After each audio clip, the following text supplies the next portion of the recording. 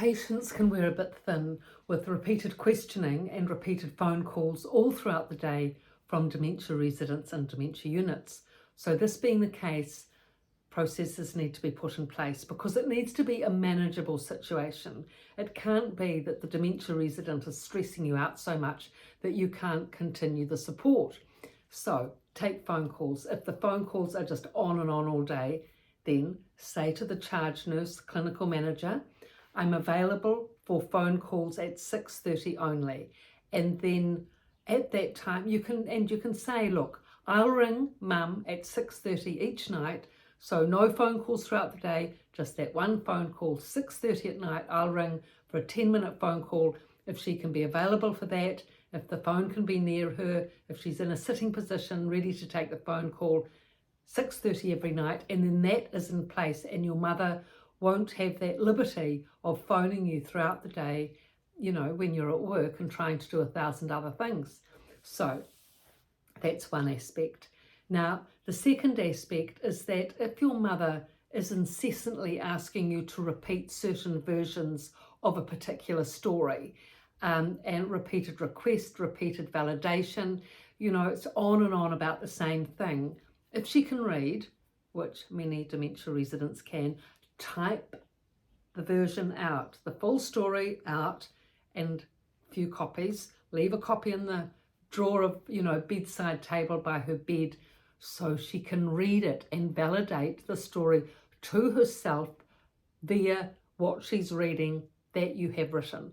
Otherwise, having to repeat the same old story over and over is too much, too exhausting, and you need to come up with lots of different ways to divert that incessant repeating behaviour. So if you're being questioned on and, you know, about the same thing, or the person can't remember, and of course you're repeating what's just happened, it's really best to try to get them involved in an activity that they're interested in, and hopefully you are interested in. Now, of course, Scrabble, the all-time favourite word game, is fabulous. So definitely have a set of Scrabble in their room. Play that, that's a good one. Another really good activity to divert away from the questioning and maybe the complaints along with that is a good walk outside. It is so important on so many levels, walking. But outside on a beautiful sunny day and the fresh air and the butterflies and birds, it's very hard to complain or just, you know, go into monologue, repeat version when you're walking. I mean, when you're walking, you just want to soak it in and enjoy it, the lovely spring air, which it is here at the moment. And so you very much come into the present moment with walking. It's a relaxing activity for both parties. You can relax, your mother can relax, even if you're wheeling her in the wheelchair, same thing, she can enjoy it. And so it just breaks the pattern of the repeated requests and, you know, the repeating behaviour and asking questions all the time. You can't relax in that sort of relationship. You've got to, you know, bring it back to the present moment and being calmer and doing activities and walking and word games and nice things that are easier on one's energy. You know, they can't hijack you. So you have to put things in place so that you have a measure of control over it, not a control over them, but a control over the behaviour so that it's manageable to sustain. Now, also, activities in the unit. It's really important to try and link your parent into the activities that are going on at the dementia unit, of which there will be many. You know, here in New Zealand, the activities are full-time all day, every day, with a full-time activity coordinator taking them. So it's a pretty amazing service. So if your mother's a bit hesitant about this, just go along to the activities with her, you know. Maybe stay for lunch, you know, just really warm the whole situation up. Come for lunch, stay after lunch until, you know, happy hour's on, or the movie, or whatever it is, karaoke, singing, and sing along, play along, drink along, whatever, along with the activity with your mother. And, you know, it's actually really enjoyable, these activities. They can really be a lot of fun. And dementia residents have a great sense of humour, especially about their observations and what they're seeing in through their present observational thinking and eyes. You know, they can see a lot more often than what we do when we're rushing around. They're just sitting there quietly all day looking at what's